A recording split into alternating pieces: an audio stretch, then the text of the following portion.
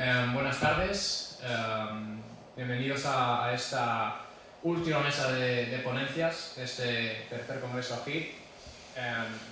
Una mesa puede tratar un tema, un tema fundamental dentro de las líneas de investigación dentro del ámbito de los derechos humanos, que es el de género, discriminación y reparación. Hoy, esta tarde, contamos con tres ponentes que me acompañan en esta mesa: Mayete Bozorgi, Julia Elizabeth López Ramos. No sé, ya te lo preguntaré después, porque es como estamos en un proyecto juntos y muchas veces veo, claro, Julia Elizabeth Alejandra López Ramos. No sé si son tres nombres. Sí, son tres nombres. Julia Elizabeth Alejandra López Ramos y Alejandra Díaz Rocha, que bueno, van a hacer unas ponencias muy interesantes.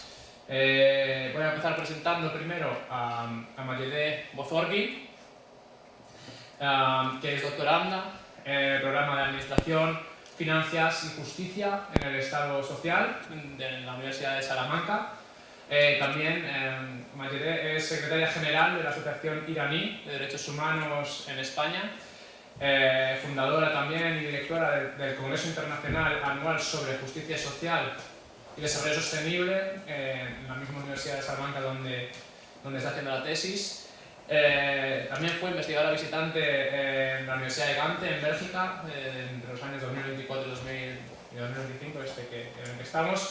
Y bueno, trabaja en líneas de investigación que incluyen los derechos humanos, la igualdad de género, la justicia transicional y el impacto de las estructuras patriarcales y religiosas en los derechos de las mujeres en contextos islámicos. Y precisamente, un poco relacionado con estos últimos temas que he dicho, hoy nos va a hablar, nos va a dar una ponencia cuyo título es Justicia transicional y mujeres, impacto en los derechos humanos. Tiene la palabra Mayete, ¿no quieras? Muchas gracias por su presentación y muy buenas tardes a todos y a todas. En primer lugar, debería agradecer a los organizadores de este congreso, especialmente a Miguel por todos sus trabajos que han hecho. Y segundo, me disculpo por mi español, es la primera vez que estoy hablando español en nivel de académico y voy a tratar de hablar español.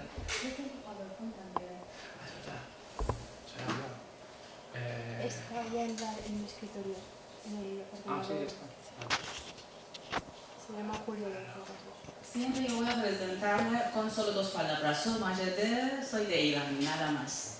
Dos palabras que para mí es muy importante. Hoy yo quiero hablar sobre derechos de las mujeres y derechos internacionales, cómo pueden proteger a las mujeres durante el conflicto, el proceso de justicia transicional y también durante autoritarios, como por ejemplo mi país que ahora está en las dos situaciones, ¿no? Sí. Cambiando. Porque es que no ha pasado, si no pido Bueno. Antes están más libros.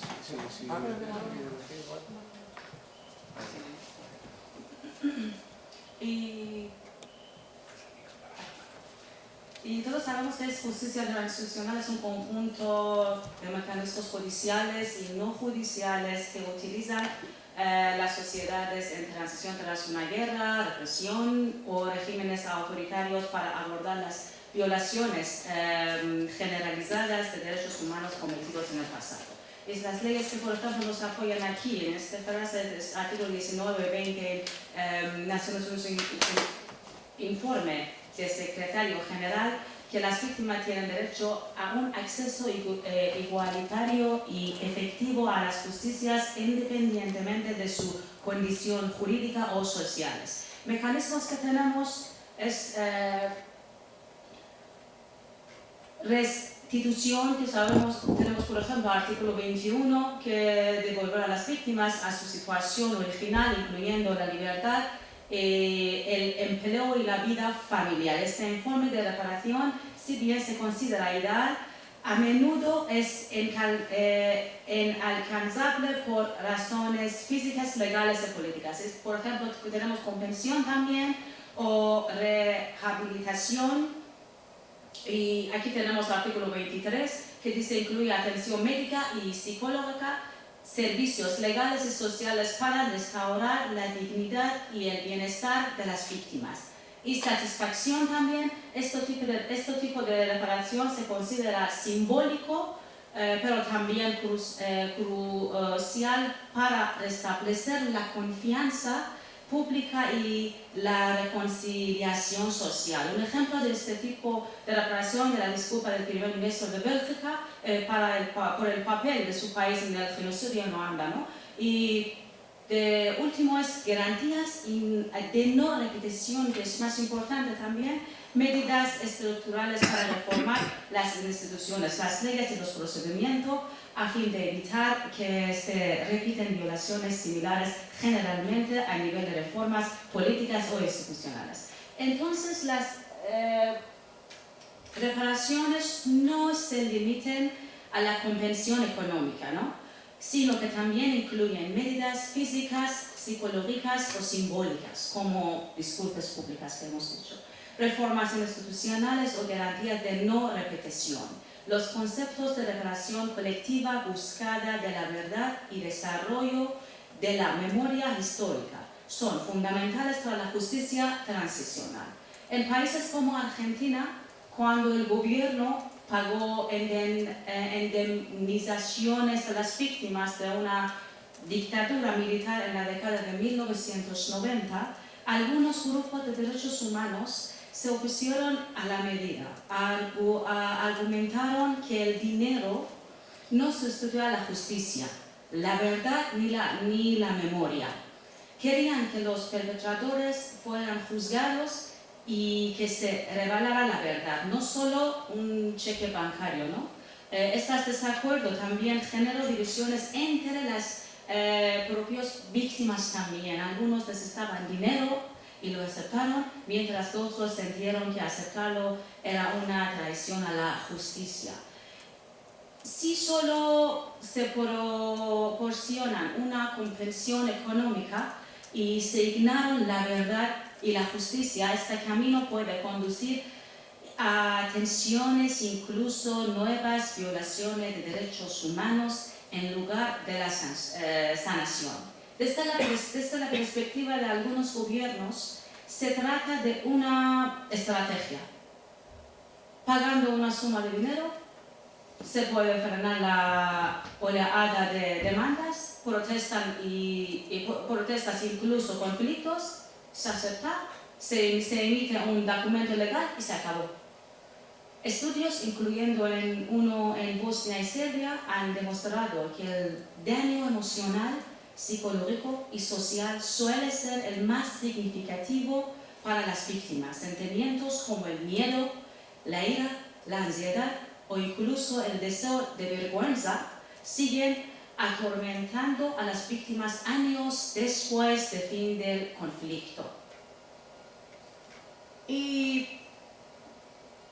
sabemos sobre todos los derechos internacionales que pueden protegernos, ¿no?, en este conjunto.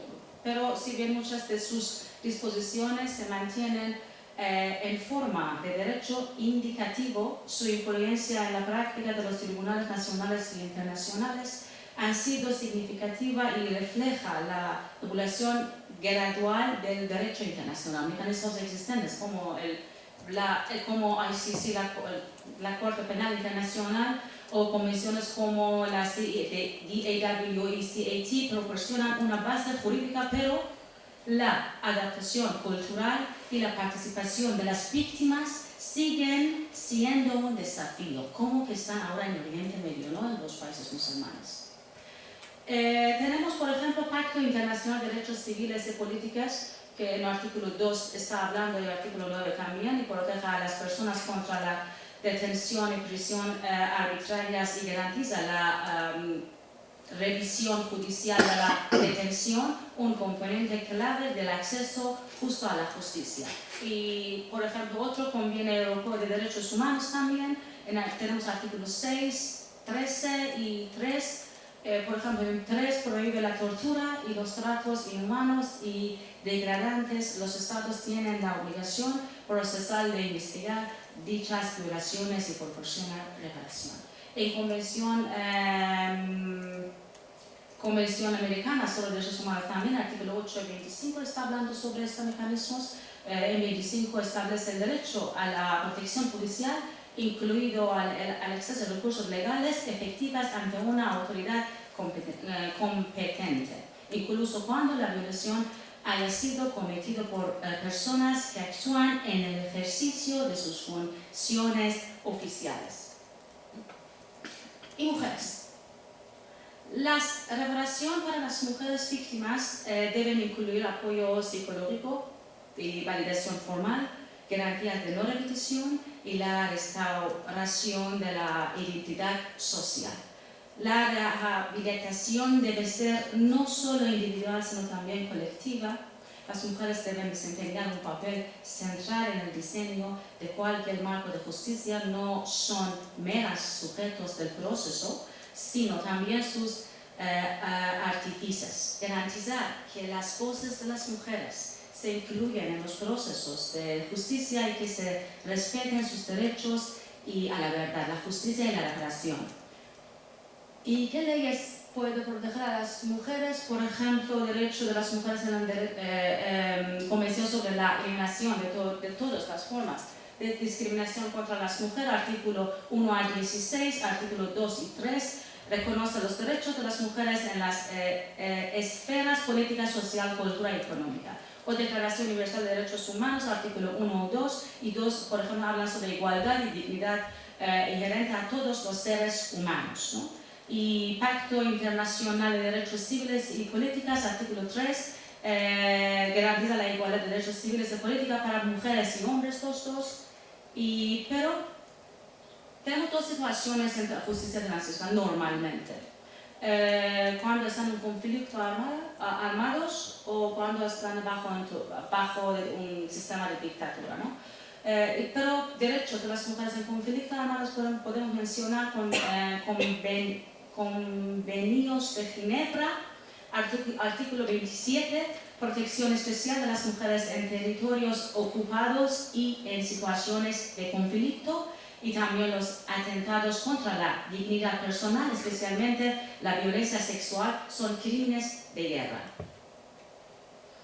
Y documentos que tenemos, por ejemplo, informe del Secretario General de las Naciones Unidas sobre el Estado de Derecho, la Justicia Transicional y Sociedades en Conflicto y Postconflicto en 2004, en párrafo 6.9, definición de justicia transicional, sus instrumentos, tribunales especiales, comisiones de la verdad, reformas institucionales y reparaciones. Y en régimen autoritarios. No tenemos muchas leyes por este tema, pero Derecho Internacional de los Derechos Humanos dice la CEDAW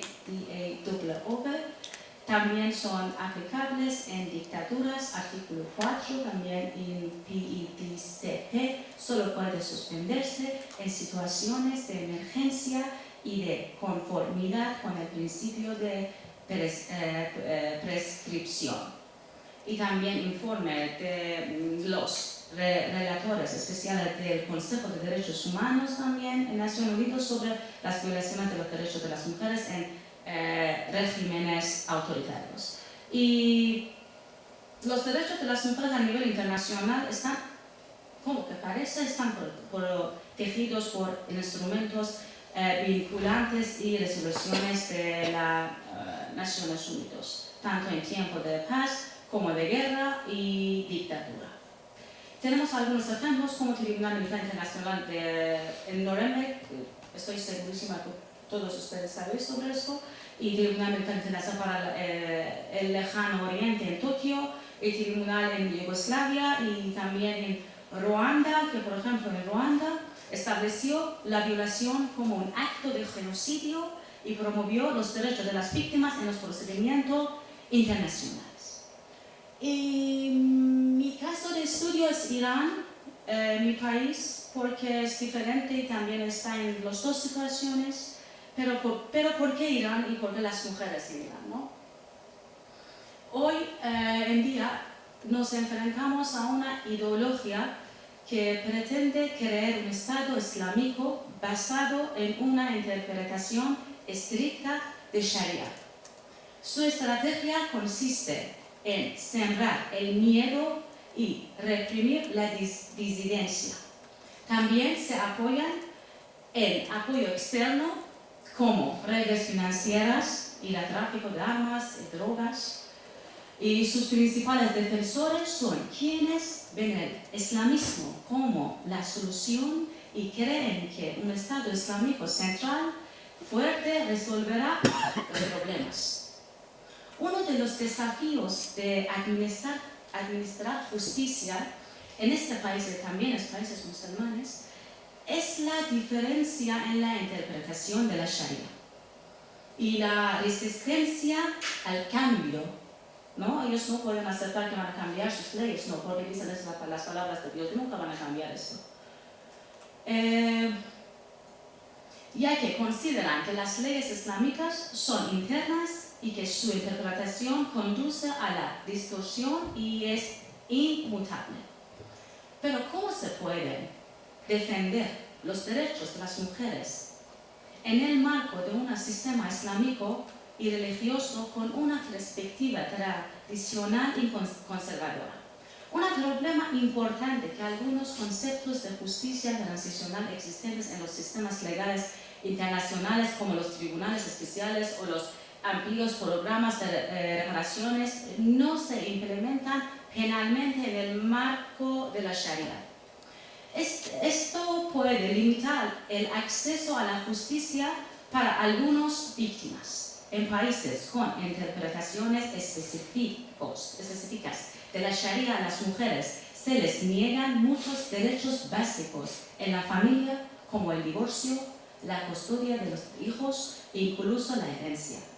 Por ejemplo, las mujeres, según la ley islámica, no tienen derecho a divorciar, derecho a viajar, derecho a tener el pasaporte, derecho a tener sus hijos y elegir su lugar de residencia. Todo este derecho está en manos de sus maridos. Esto es especialmente evidente en sociedades con interpretaciones conservadoras de la Sharia islámica. En algunos países islámicos, como Irán, las restricciones legales impiden a las mujeres ejercer de forma independiente muchos de sus derechos personales. Esto incluye la libertad de elegir, como hemos dicho, trabajo, educación, viajar y etc. Las diferencias en los derechos y la condición de las mujeres constituyen uno de los principales desafíos para la implementación de la justicia transicional bajo la ley islámica.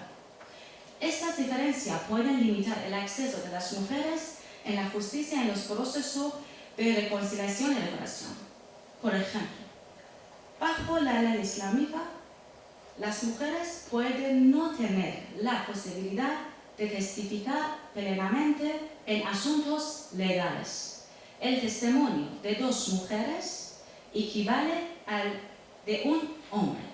Esto puede dificultar el acceso de las mujeres a la justicia en los tribunales y en los procesos de reconciliación y reparación, ¿no? Y entonces las mujeres en Irán han sufrido opresión sistemática y violaciones de derechos humanos bajo el régimen islámico. Pero podemos mencionar dos ejemplos exitosos al logro de la justicia transicional para el futuro post-islamista. De primero, Canadá ha puesto el nombre de la Guardia Revolucionaria Islámica en grupo de terroristas. ¿Pero por qué fue declarada organización terrorista? Después de atacar un avión en Teherán y matar a 176 pasajeros en 2019. 80% fueron iraníes y fueron intelectuales. Todos ellos han muerto.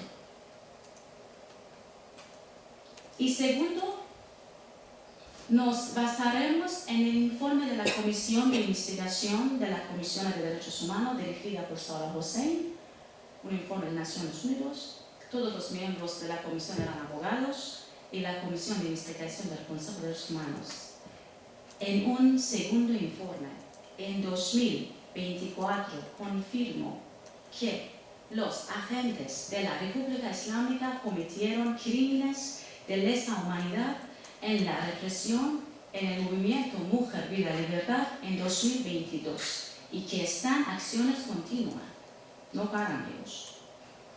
El informe, basado en la revisión de más de 38.000 documentos y entrevistas con 285 testigos, víctimas e informantes, detalla una represión generalizada y sistemática de la ciudadanía iraní.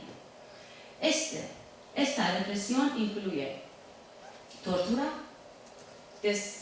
desaparición forzadas, ejecuciones extrajudiciales y represión de mujeres, niños, minorías y manifestantes. El informe enfatiza que las amenazas a la seguridad de la República Islámica no se limitan a Irán, sino que también afectan a activistas y periodistas en el extranjero.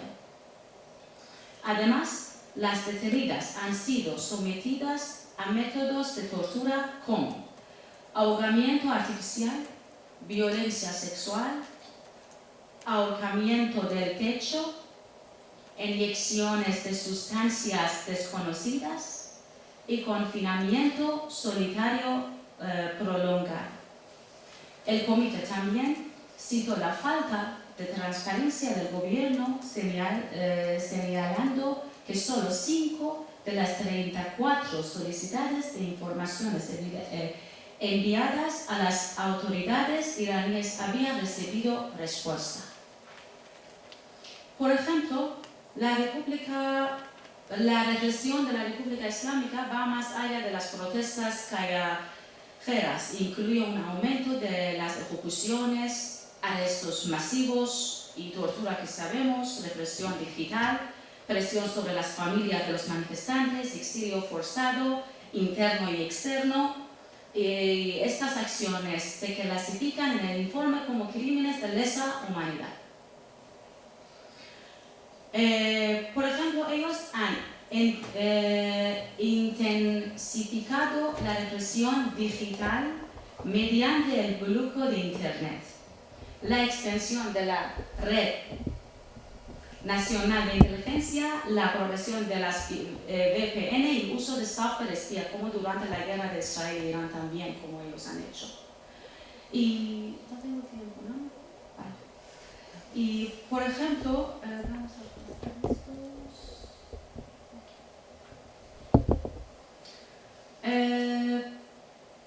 la Comisión de Investigación confirmó que entre 57 y 80 niños fueron asesinados durante las protestas. Las fuerzas de seguridad utilizaron munición real y perdignos metálicos contra menores. Todos ellos han muerto dentro del solo movimiento Mujer, Vida, Libertad. Y también confirma que las ejecuciones han aumentado significativamente como herramienta de represión. En 2022 se ejecutó 938, el triple que en el 2021, en 2023 834 y en 2024 975. Primer país en el mundo, ¿no? Y desde 2025 cada 6 horas una ejecución y después de alto fuego entre Israel e Irán cada 3 horas. Pero ¿qué solución tenemos, no? Tribunal, en el libro, en los papeles, soluciones que tenemos. Tribunales internacionales de futuros informes estructurales para prevenir la radicalización. Participación de la sociedad civil y las instituciones internacionales. Establecimiento de comisiones de la verdad y tribunales especiales centrados en los crímenes contra las mujeres. Pero no podemos lograr estas soluciones. ¿Por qué? Porque la existencia de un gobierno corrupto y muchos líderes políticos y militares que participaron en la violencia del pasado siguen en el poder y no están dispuestos a impartir justicia.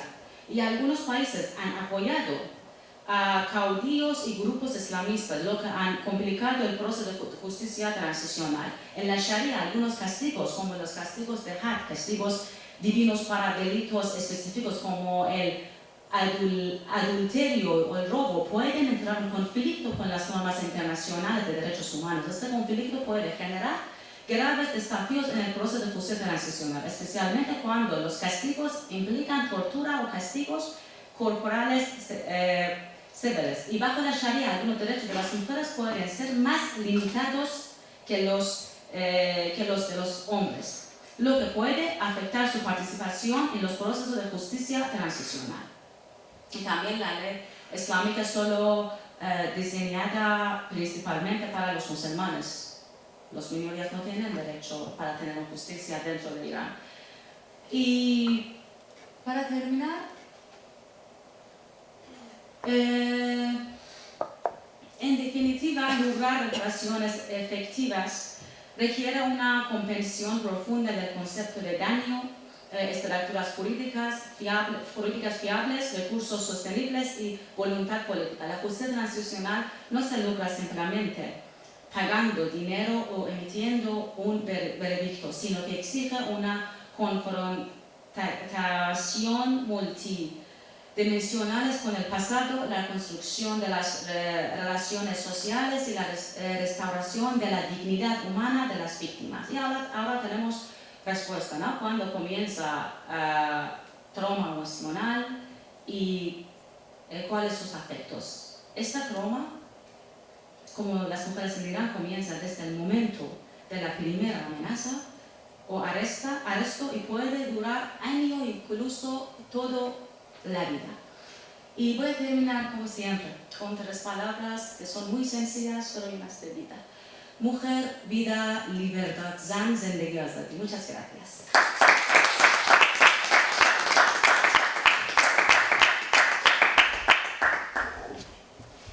Muchas gracias, Mariede. Perdona por tener que cortar un poco esa ponencia tan interesante. La verdad es que me he sentado mal. No estoy orgulloso de mí mismo de tener que haberte cortado por lo interesante que estaba siendo, pero es mi función en esta mesa y bueno. Te felicito en primer lugar por tu castellano, la verdad es que se ha entendido todo perfectamente. Se me ha olvidado decir, es verdad, que ibas a hablar en español por primera vez en tus intervenciones no académicas, pero bueno, que ya nos has demostrado tú que tu español es completamente muy bueno, ¿no? Entonces, también te quería felicitar por haber tratado, ya, además de la forma, el contenido de tu ponencia, porque has hecho un análisis rico, ¿no? Complejo sobre este problema de la justicia transicional. Has reflejado muy bien el concepto de lo que es esta justicia transicional, que muchas veces pues nos enfrentamos, ¿no? Analizamos esos conflictos, quizás esas situaciones de conflictos o de injusticia social, y vamos, ¿no? a intentar ponerle fin a esas guerras y luego ya olvidamos un poco que después de que terminen, ¿no? Esas situaciones, pues todavía falta mucho por hacer y por recuperar en términos de justicia. También has dejado ver, ¿no? que existe mucha normativa, ciertamente internacional, ¿no? pero que a veces el problema es que faltan mecanismos de garantía de que esa normativa se cumpla. Has aterrizado bien el tema, como estamos en esta mesa de género, discriminación y reparación en el ámbito de las mujeres, exponiendo muy bien el ámbito del marco jurídico internacional de la protección de las mujeres en ese sentido, y también, obviamente, la cuestión de esa propuesta de extender este marco jurídico ya no solo a las situaciones de guerra, sino también a los regímenes autoritarios y refiriéndote bien a Irán, ¿no? que tienes mayor, obviamente, experiencia con ello y demostrando con ejemplos prácticos, incluso con casos prácticos, la incompatibilidad de todo el régimen que se base en una ley religiosa con los principios de derecho internacional, ¿no? Así que te agradezco y reitero la enhorabuena por la ponencia, y luego ver si tenemos tiempo, pues si acaso el público quiere compartir alguna reflexión sobre esta interesante intervención. Pasando ahora, para no perder más tiempo, con reflexiones que no son de interés en esa mesa, porque yo no tengo que hablar en exceso, pero como he dicho ya tantas veces en este congreso, se me da mal sintetizar. Vamos a pasar con Julia Lisbeth Alejandra López Ramos, que es licenciada en Estudios Políticos y Gobierno por la Universidad de Guadalajara, México. Tiene un máster en Derechos Fundamentales por la Universidad Carlos III de Madrid, es ahora manejante en Estudios Avanzados en Derechos Humanos, también por la Universidad Carlos III, que me consta que estás haciendo estos estudios y este máster. Está diplomada en Género, Violencias, Interculturalidad y Políticas Públicas por la Universidad Nacional Autónoma de México, fue coordinadora de talleres de sensibilización en la Cátedra UNESCO Igualdad y No Discriminación en Guadalajara, y es coordinadora de proyectos estratégicos de la Secretaría de Derechos Humanos del Gobierno de Jalisco, ¿vale? Y luego, pues, por último, también ejerció como jefa de asesores de la Dirección de Derechos Humanos del Gobierno Municipal de Guadalajara, por tanto un currículum muy completo, y hoy nos va a hablar de políticas públicas como mecanismo para la reparación integral a víctimas de discriminación. Sin más, tiene la palabra Julia. Vale, perfecto. Sí, perfecto. Sí. Bueno, primero gracias a las personas organizadoras de este congreso. Es para mí una emoción muy grande poder compartir con ustedes como colegas y también como mi primera oportunidad de compartir saberes de este lado del mundo. Agradezco también la exposición de Mayade porque va muy en sintonía lo que tengo que decir con lo que tú has dicho, ¿no?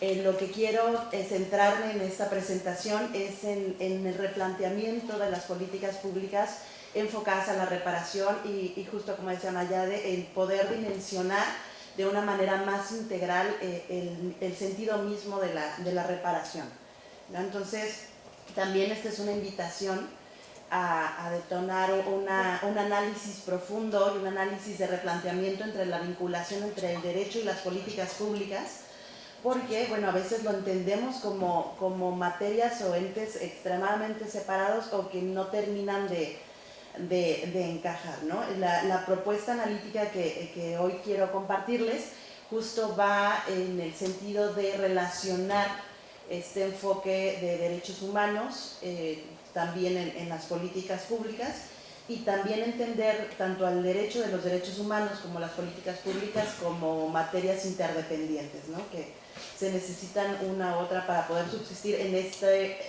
policrisis global y geopolítica a la que nos enfrentamos y en la que no puedo dejar de decir que al momento en que me presento aquí, esta semana han asesinado a 5 personas de la diversidad sexual y de género en mi país, justo en el contexto del mes del orgullo de la diversidad sexual y de género.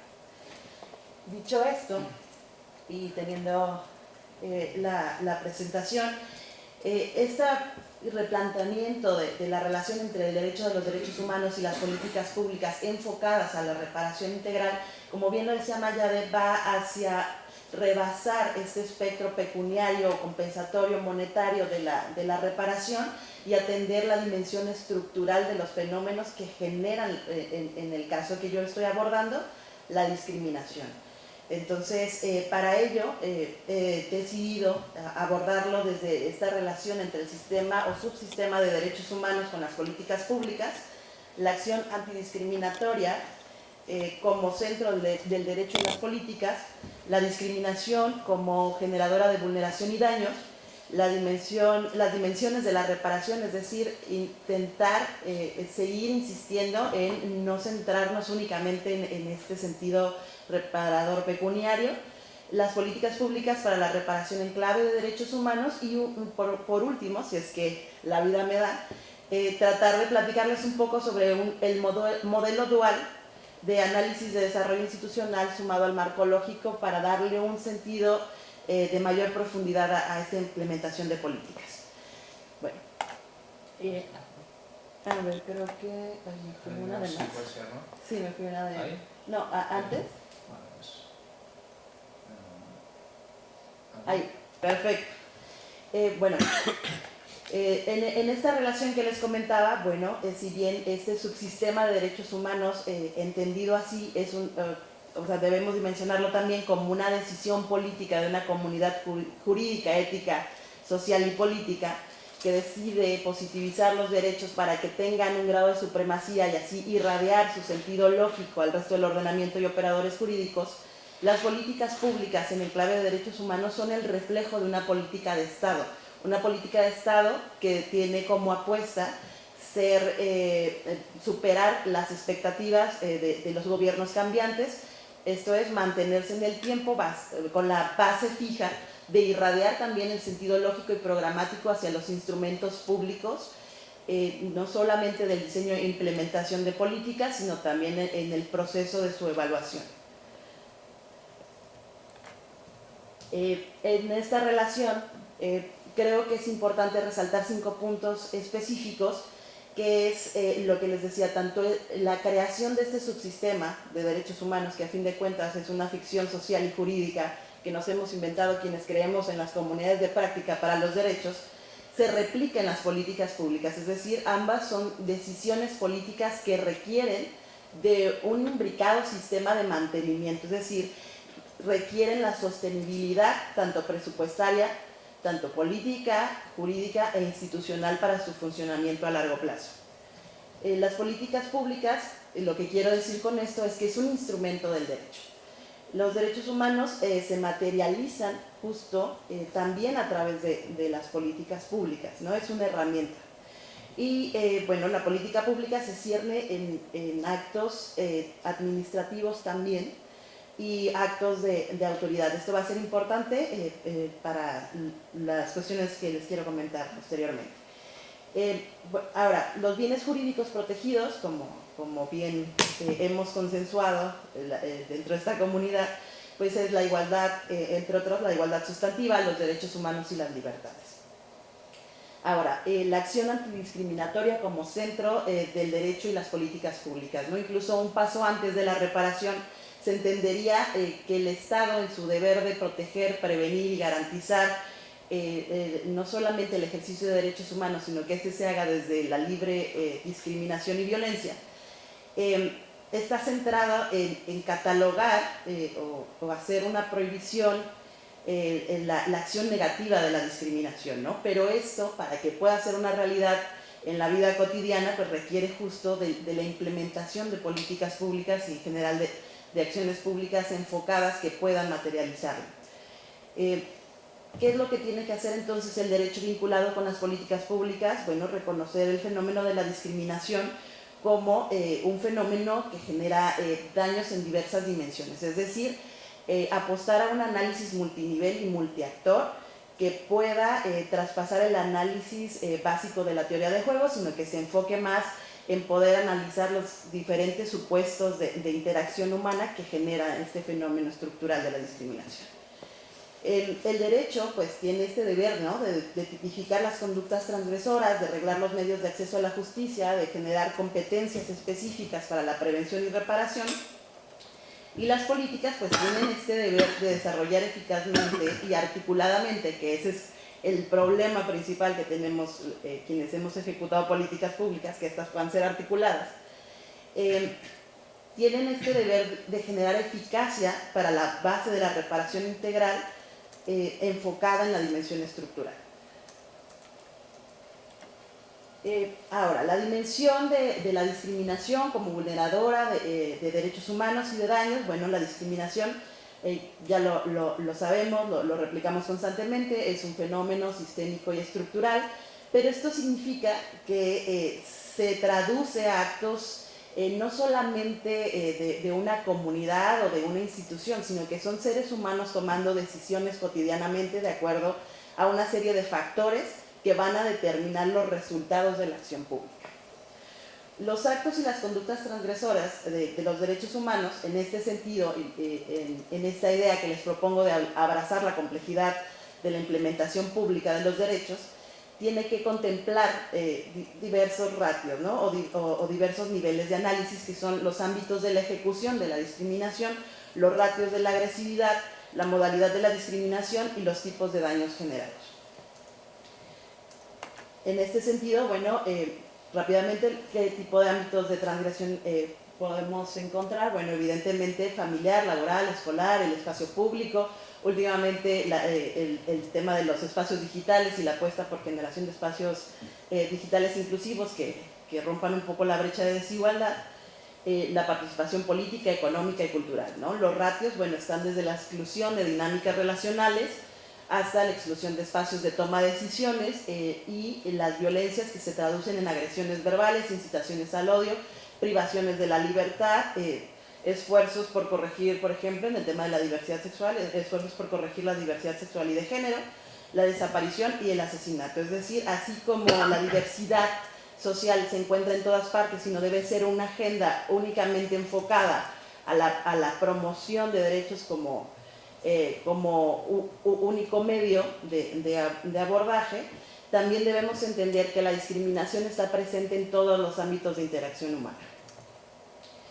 Sobre los tipos de discriminación, pues también creo que es conocido, directa e indirecta, por indiferenciación, que esto también es de los sectores más invisibilizados y menos trabajados desde el ámbito gubernamental, y su carácter múltiple e interseccional.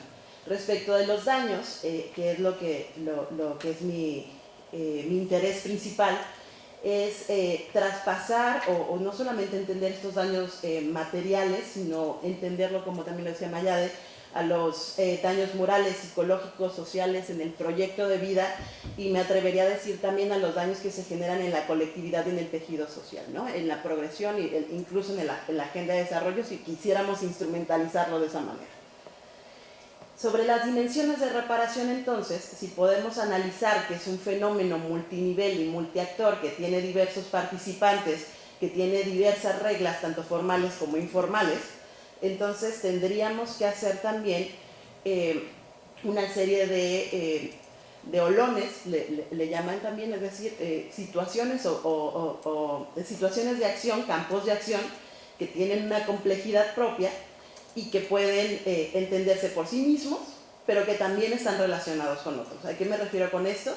Bueno, la dimensión de las reparaciones, esta justo individual y colectiva, el deber de generar medios de acceso a la justicia, ¿no? De actuar de forma diligente ante actos concretos que vulneran los derechos de personas concretas, pero también la reparación de la dimensión estructural, la no repetición, el derecho a la verdad y la memoria. Así como, bueno, la mitigación de riesgos ante patrones de conducta tanto sociales, pero también patrones de los actos institucionales. Sobre esto, la crítica que se genera acá es que, bueno, las políticas públicas generalmente están pensadas en un ciclo de vida que incluye una definición del problema, que puede tener diversas herramientas para su articulación, formulación de agendas u objetivos específicos, la implementación y la evaluación, lo cual, bueno, es interesante, es correcto, pero no deja de tener un riesgo importante de no atender el problema sustancial o la dimensión estructural. Bueno, creo que... Ya, perdón. Bueno, sobre esto, bueno, en esta relación derechos humanos, políticas públicas, el diseño en clave de derechos humanos entonces contrae la obligación de generar un análisis de complejidad sobre una realidad jurídica o sobre un marco jurídico que conocemos, pero también atendiendo la realidad social y política. Es decir, no solamente nuestro marco, sino las tensiones y los niveles de interacción entre los actores tomadores de decisiones. Están los reconocimientos, las situaciones de acción que propician la discriminación, es lo que les decía, componentes, participantes, reglas y factores, los contextos decisionales y ya ahora sí desde un enfoque ya operativo, ¿no? de implementación de herramientas ya muy concretas hacia una ruta crítica, las metas de reparación, prevención y no repetición de conductas discriminatorias no solamente deben de ser objetivos de política pública clásica o tradicional, sino que deben de contemplar el nivel prescriptivo que tienen los derechos humanos porque me repito con lo que les decía al inicio, ¿no? Tanto las políticas públicas como el escenario del subsistema de derechos humanos en sí mismo es una decisión política que tiende, o sea, no a la descripción, sino a la prescripción. Por tanto, en este mismo sentido, pues también tendría la obligación de generar mecanismos de sostenibilidad política, presupuestal, competencial e institucional. En este modelo dual que les comentaba, la propuesta es la utilización del marco de análisis y desarrollo institucional de la economista Elinor Ostrom, que trabaja mucho, sí, con base en la teoría de juegos, pero también justo su especialidad es el análisis multinivel, ¿no? A situaciones más complejas es necesario atender cada uno de los niveles, ¿no? Y una vez identificado esta complejidad, los participantes, la información con la que se cuenta y las dimensiones en las que se debe implementar la reparación, entonces sí podemos pasar a una metodología tradicional o clásica como el marco lógico para la planificación operativa.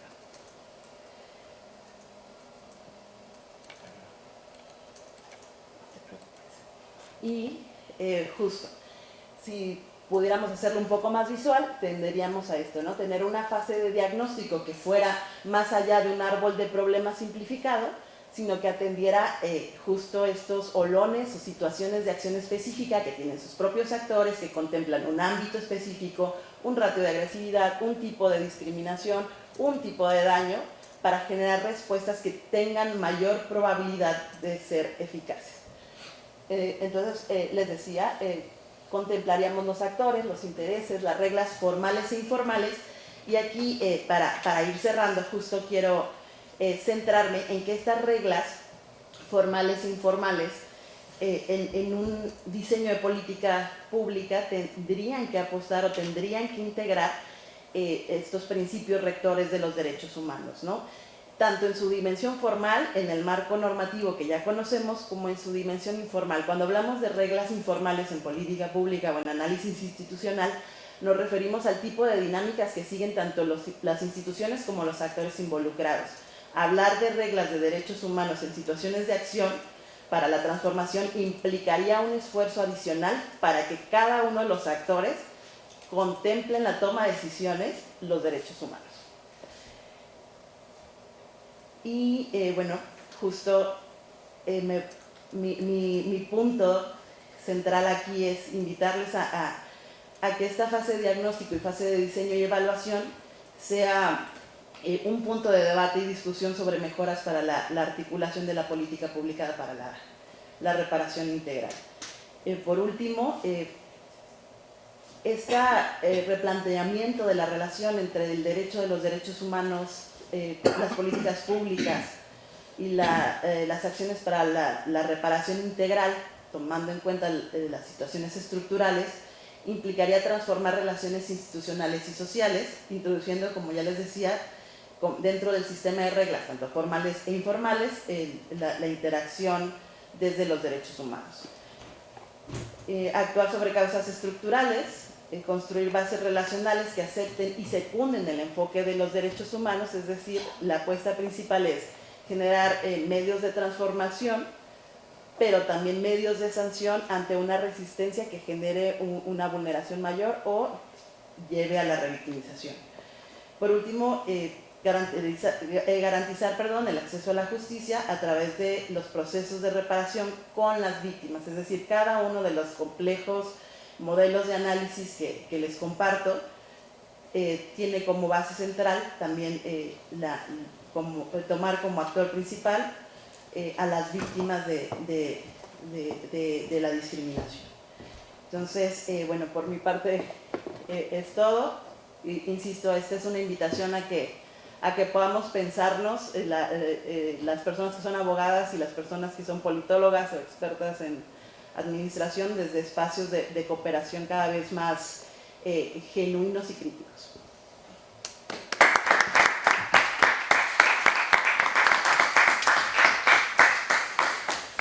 Muchas gracias, Julia, por tu brillante intervención. La verdad es que entronca bastante bien con la intervención de Mayeré. Y bueno, me ha gustado mucho la reflexión primera, ¿no? La introducción sobre un poco una reflexión sobre la naturaleza, los derechos humanos, su visión de los mismos, la justificación también del porqué de las políticas públicas y luego todo el enfoque de una especie de catalogación, ¿no? En base a una sensibilidad bastante analítica, ¿no? De asuntos como por ejemplo la discriminación, con los tipos que has dicho de discriminación, tipos de daños, ámbitos de transgresión, ratios y después obviamente también esa sensibilidad analítica la has aplicado a la justicia transicional, ¿no? Abordando así su complejidad y afirmando, ¿no?, la necesidad de integrar las estrategias de este tipo de justicia y de reparación claro, en realidades jurídicas, sociales y políticas dadas y bueno, con propuestas también interesantes de diseño de políticas públicas que tengan en cuenta en el diagnóstico cuestiones de la teoría de juegos, lo cual me parece también una introducción bastante interesante, ¿no?, dentro de toda esta propuesta teórica y también esta metodología metodológico que tenemos en la pantalla que por supuesto creo que precisamente este tipo de propuestas son las que, obviamente, asumiendo la complejidad teórica de todos estos tipos de problemas, pues luego hacen mucho más fácil la implementación práctica y de manera más realista, a pesar de que bueno, haya críticas, ¿no?, a estas cuestiones tan teóricas. Realmente creo que son la base, ¿no?, de un diseño de políticas públicas adecuado y eficaz. Así que nada, enhorabuena por tu intervención y como digo, después a ver si tenemos tiempo para si alguien quiere reflexionar sobre ella, pueda hacerlo. Por último, para no retrasarnos más, le toca el turno de palabra a Alejandra Díaz Rocha, abogada en ejercicio desde septiembre de 2023, con formación y experiencia en ámbitos como el derecho bancario, laboral, de familia y penal, en el ámbito de la violencia de género.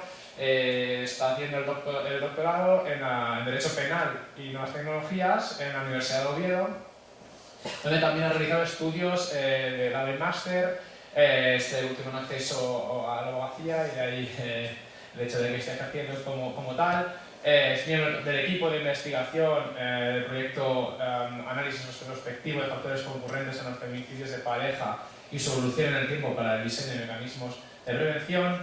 Es técnico e intérprete de lengua de signos, comprometida con la academia, como demuestra la cantidad de órganos universitarios en los que ha participado.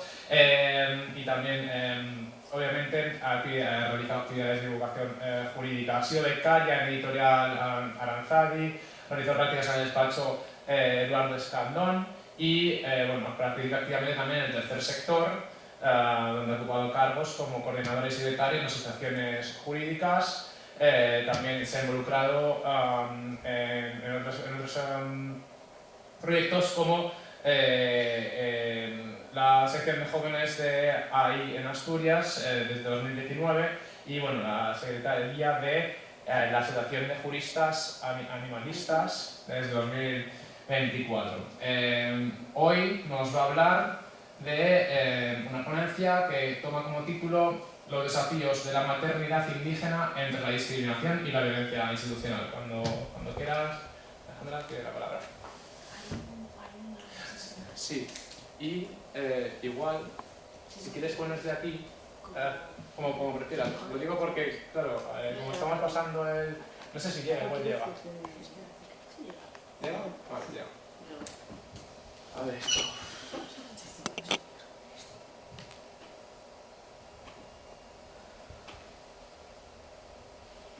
¿Se me ha salido?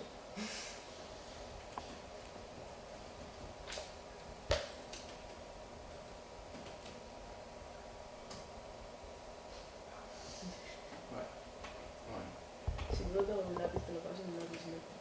¿Ah, tienes que no...? Sí. ¿Ven? Ah, sí. Pues igual mejor, yo creo que va a ser. Mejor, a ver si lo conecto aquí. Tenemos suerte. Sí. Es esto, ¿no? Sí. Vale.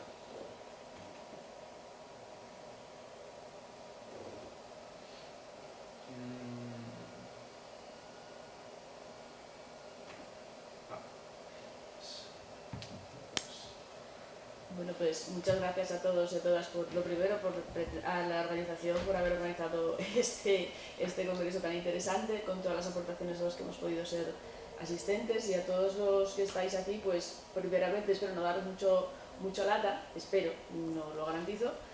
Por si tenéis alguna duda, aquí tenéis mi correo de Uniobi por si os surge alguna duda. Yo os voy a hablar de un tema que es bastante transversal en sí mismo, como es el de la maternidad. Es una forma de violencia la que atraviesan las mujeres indígenas cuando van a dar a luz o en estados de maternidad, que atraviesa diferentes fases.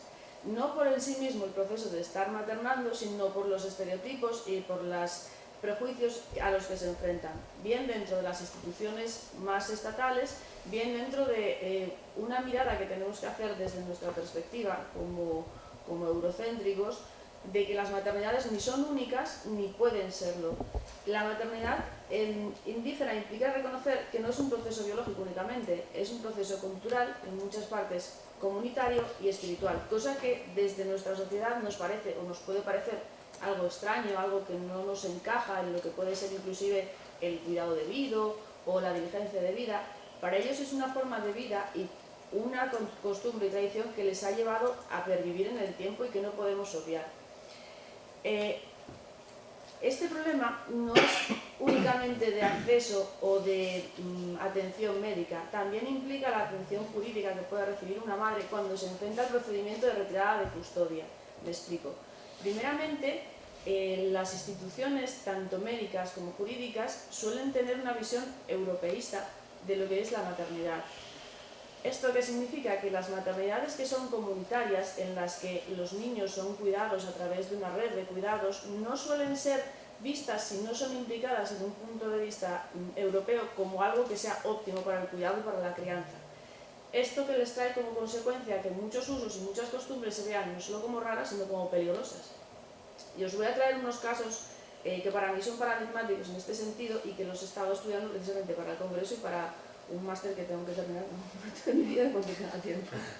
Pero bueno, para mí las maternidades indígenas se enfrentan primeramente a, yo voy a intentar circunscribirlo a 4 violaciones de los derechos humanos, que son las que yo he visto más comunes en estos casos. Primeramente, en el artículo primero, porque no se las trata con la igualdad que debería, no son tratados igual de sujetos de igual derecho todos, no se les permite la libertad que deberían tener para escoger ni su vida familiar, ni su vida religiosa, ni su manera de desenvolverse, y tampoco se les permite en muchos casos el acceso a la seguridad jurídica, a la justicia que deberíamos tener todos. Me explico.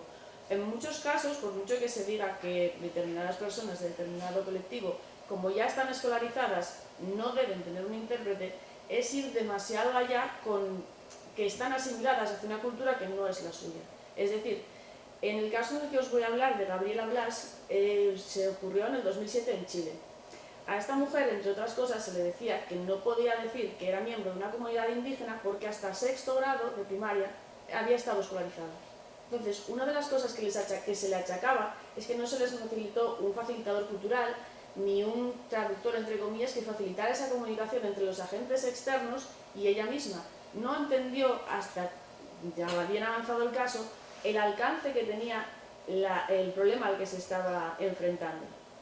Bien, a mayores, el artículo 16 de los derechos humanos promueve precisamente en el punto 16.3 que la familia es el elemento natural, central de la vida humana y que todo el mundo tiene derecho a la protección de esa sociedad, inclusive a través del Estado.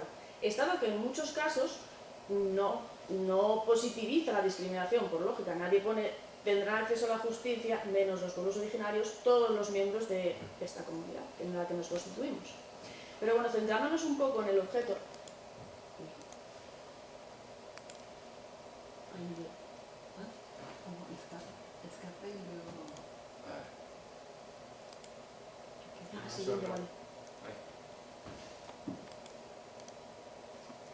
Yo primeramente os quería hablar de este caso de Gabriela Blas en Chile.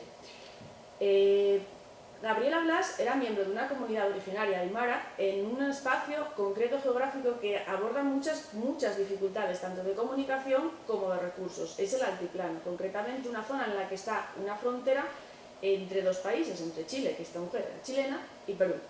Vale. ¿cuál es el problema de esta mujer? Ella ejercía un pastoreo que es muy propio y muy típico de estas comunidades andinas, que es literalmente una cabaña, como podrían ser las, bueno, en Asturias tenemos teitos ahí en la montaña y bueno, comunidades nómadas. Nuestras distancias son muchísimo más pequeñas, pero esta mujer desde donde tenía esa cabaña hasta donde radicaba su familia, que es donde tenía más arraigo, probablemente habría unos 19 kilómetros andando, por carreteras que no son carreteras, que son sendas por las que transitan los trashumantes con su ganado y poco más. Era muy difícil el acceso mediante vehículo. Vale. Esta mujer tenía 2 niños cuando aceptó ir a este trabajo porque a través de ciertas vivencias que luego os comentaré, había tenido que abandonar su comunidad porque previamente había sufrido una agresión sexual por un miembro de su propia familia. Al denunciar estos hechos, su propia comunidad y su propia familia la obligó a poner una distancia con la familia que debía haberle dado ese apoyo. Entendieron que al haberlo ventilado no en casa, sino fuera, en una entidad aparte, al haberlo denunciado a su tío carnal, entendían que habían ido contra la unidad familiar. Una cosa que también tienen en común estos pueblos indígenas, que es como muy cerrado su círculo, su familia. Al haber abordado de esta manera esta violencia, ella tuvo que desplazarse, no el agresor, sino ella. Se desplazó hacia la casa de su hermana y estuvo unos años viviendo lejos. De esta manera, con el transcurso de los años, pudo volver, pero volvió con 2 niños. Esto es muy importante. Uno, Domingo, el más mayor, tenía unos 3 años y pocos meses, no llegaba a cumplir 4 años. A esa edad, todos los niños, incluidos nosotros en algún momento fuimos niños, somos inquietos, muy inquietos, revoltosos, nos gusta caminar, nos gusta correr, observar, porque estamos en esa época de desarrollo. Y la acompañaba también una menor lactante, su hija más pequeña. Vale, no tenemos el nombre completo de esta niña porque se le privó de su identidad. Os explicaré luego por qué. Una vez que estaba realizando estas labores de pastoreo, se dio cuenta que en el medio de que eran varias llamas las que estaba pastoreando, hubo 2 concretamente que se le extraviaron. Las contó, le faltaba como 1 kilómetro escaso para llegar al corral y cerrarlas por la noche, y se le perdieron. Iba cargando con el niño a la espalda, que es una manera muy típica de transportar a los menores, en el aguayo. Vale. El aguayo es como una manta grande que sirve lo mismo para transportar la leña que para transportar un niño que para llevar cargas varias. En el momento en el que ella se dio cuenta que esos 2 animales, que valían 10 veces lo que iba a cobrar cada uno, se le habían extraviado y que se le venía la noche encima, decidió hacer algo que es una práctica común, y resalto esto, muy común en las altiplanicies: dejar al niño en el aguayo. Dejas al niño en la mantita, lo dejas con una radio, lo dejas con unos juguetes y queda como una especie de espacio no cerrado, pero sí acotado, siempre a tu distancia, siempre a tu vista. Vale. Ella se dio la vuelta, dejó al niño ahí y le dijo: Domingo, no me tardo, vengo enseguida, espérame aquí. Domingo veía desde donde estaba su casa, en la que había estado pernoctando con su madre. Pero lo que no veía es a dónde estaba su madre. La madre lo veía, pero él no. Evidentemente, la altura de un adulto, pues la de un bebé no es la misma. Vale. Ella se dio la vuelta y fue a buscar los 2 animales que se le habían perdido.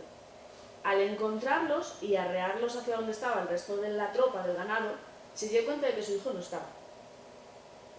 Lo había dejado, os recalco otra vez, en un sitio muy visible, que es una práctica muy común y que suele dar buen resultado de crianza, porque prueba de ello es que seguimos vivos como especie humana.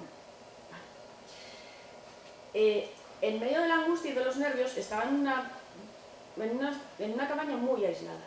Vale. Solo tenía manera de llegar a la población que os he dicho que estaba a 20 kilómetros. Se asustó. Empezó a llamarlo. El niño no respondía. El niño nunca respondió a la madre.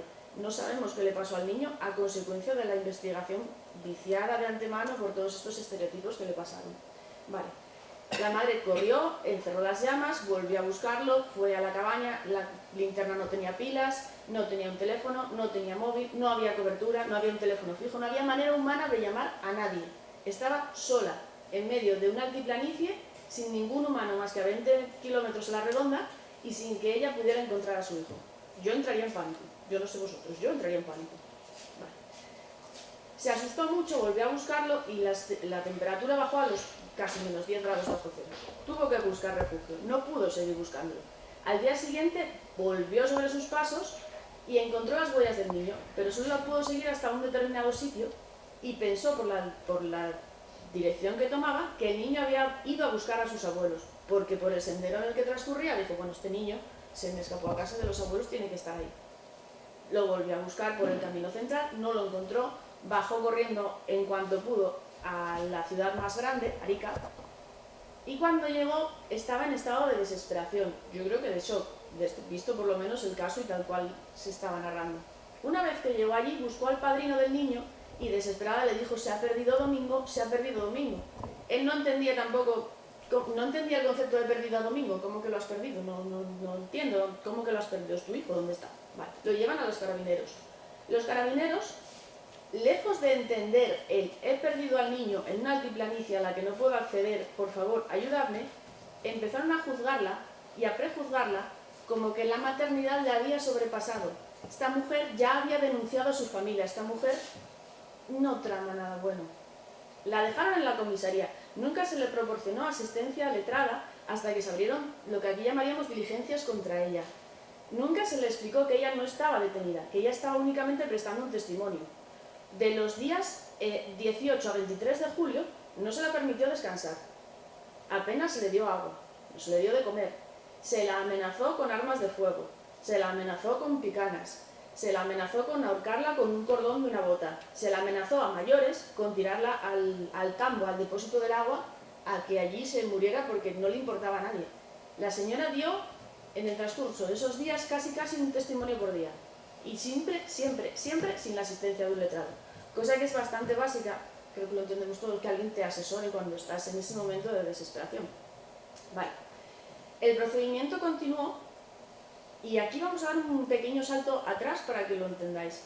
Cuando ella aceptó este trabajo cerca de su familia para volver a retomar el contacto, ella iba, como os expliqué, con un bebé pequeñito, bebé lactante, que no podía subir a la montaña, pues bueno, por las circunstancias que os he explicado, tenía una cabaña muy aislada y no podía acceder, pues bueno, ni a las comunidades ni a los cuidados que necesita un bebé.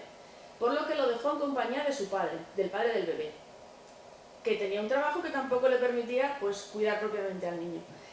En medio de esta confusión de quién se hace cargo al niño, el padre decidió dejarlo en una cosa que son como unas casas cuna, una institución que se llama del Senami, pero con la intención de recuperarlo, era una instancia completamente temporal. El primer fin de semana, porque ella trabajaba de lunes a viernes, que bajó Gabriela de la cabaña, quiso ver a su hija, cosa que se le impidió, aduciendo que no estaba en condiciones ni psíquicas ni materiales de maternar a esa niña. Que esa niña no estaba segura con ella y que tenía que traer un contrato de trabajo, un contrato de alquiler y dar prueba de los ingresos solamente para verla. No para llevársela, para verla. Lo cual a ella le llamó mucho la atención, pero tampoco pudo hacer nada porque sábado y domingo no podía hacer nada, volvió otra vez para arriba y en ese interín fue cuando pasó todo lo de domingo y ya no pudo volver a ver a su hija. Nunca más la vio. Ella la dejó con 6 meses y ya nunca más vio a esa niña. Este procedimiento judicial siguió adelante y se la condenó en primera instancia, voy a ir abreviando, perdón, ir abreviando, se la condenó primeramente a 10 años de prisión porque se entendió que había prestado falsos testimonios y que a mayores lo que había intentado era ocultar que ella deliberadamente había asesinado al niño y había tirado los restos por ahí. Vale, esta búsqueda del cuerpo y la búsqueda del niño se dilató meses, hasta que 1 año y medio más tarde, mientras ella estaba en prisión preventiva y durante 5 meses incomunicada, sin posibilidad de recibir visitas ni de su abogado ni de sus familiares, después de ese año y medio, otro pastor encontró a ese niño en una quebrada como a 18 kilómetros. No se sabe de qué manera murió, no se le pudo hacer una autopsia en condiciones porque ya estaban esqueletizados, no se podía saber qué se le pasó, pero la ropa intacta. ¿Qué le pasó? Pues todavía sigue en el limbo, no lo sabemos. El problema ocurre también con esta niña. Esta niña, mientras ella estaba en prisión, se le notificó que había sido puesta en adopción internacional, sin su consentimiento ni sin el consentimiento del padre. ¿Qué ocurre? Ella quería a esa niña, ella se opuso desde la prisión y no se le tomó en cuenta. Adujo que, de acuerdo por sus circunstancias, no podía hacerse cargo en prisión de un bebé tan pequeño, pero que sus padres sí, que tenía tíos, familiares, hermanos que podían hacerse cargo de ese niño. No se la escuchó nunca, ni a ella ni al padre de la criatura. Esta niña ha perdido completamente sus orígenes. El país de recepción de esta menor ha recibido